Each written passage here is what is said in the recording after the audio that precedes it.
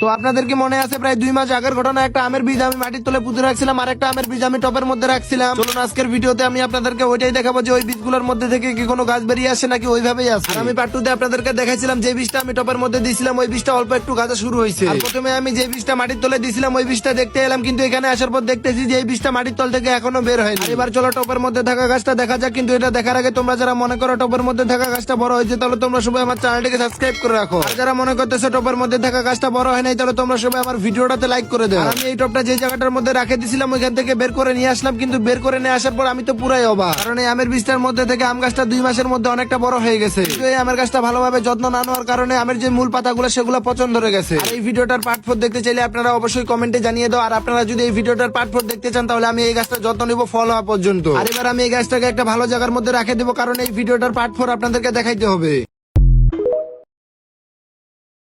তো আপনাদের কি মনে আছে প্রায় 2 মাস আগের ঘটনা, একটা আমের বীজ আমি মাটির তলে পুঁতে রাখছিলাম আর একটা আমের বীজ আমি টপের মধ্যে রাখছিলাম। চলুন আজকের ভিডিওতে আমি আপনাদেরকে ওইটাই দেখাবো যে ওই বীজগুলোর মধ্যে থেকে কি কোনো গাছ বেরিয়ে আসে নাকি ওইভাবেই আছে। আর আমি পার্ট 2 তে আপনাদেরকে দেখাইছিলাম যে বীজটা আমি টপের মধ্যে দিয়েছিলাম ওই বীজটা অল্প একটু গাছা শুরু হয়েছে। আর প্রথমে আমি যে বীজটা মাটির তলে দিয়েছিলাম ওই বীজটা দেখতে এলাম, কিন্তু এখানে আসার পর দেখতেছি যে এই বীজটা মাটির তল থেকে এখনো বের হয়নি। এবার চলো টপের মধ্যে থাকা গাছটা দেখা যাক, কিন্তু এটা দেখার আগে তোমরা যারা মনে করো টপের মধ্যে থাকা গাছটা বড় হয়েছে তাহলে তোমরা সবাই আমার চ্যানেলটিকে সাবস্ক্রাইব করে রাখো। আর যারা মনে করতেছো টপের মধ্যে থাকা গাছটা বড় হয় নাই তাহলে তোমরা সবাই আমার ভিডিওটাতে লাইক করে দাও। আমি এই টপটা যে জায়গাটার মধ্যে রেখে দিয়েছিলাম ওইখান থেকে বের করে নিয়ে আসলাম, কিন্তু বের করে নিয়ে আসার পর আমি তো পুরাই অবাক, কারণ এই আমের বীজটার মধ্যে থেকে আম গাছটা 2 মাসের মধ্যে অনেকটা বড় হয়ে গেছে। কিন্তু এই আমের গাছটা ভালোভাবে যত্ন না নেওয়ার কারণে আমের যে মূল পাতাগুলো সেগুলো পচন ধরে গেছে। আর এই ভিডিওটার পার্ট 4 দেখতে চাইলে আপনারা অবশ্যই কমেন্টে জানিয়ে দাও। আর আপনারা যদি এই ভিডিওটার পার্ট 4 দেখতে চান তাহলে আমি এই গাছটা যত্ন নিব ফল হওয়া পর্যন্ত। আর এবার আমি এই গাছটাকে একটা ভালো জায়গার মধ্যে রেখে দেবো, কারণ এই ভিডিওটার পার্ট 4 আপনাদেরকে দেখাইতে হবে।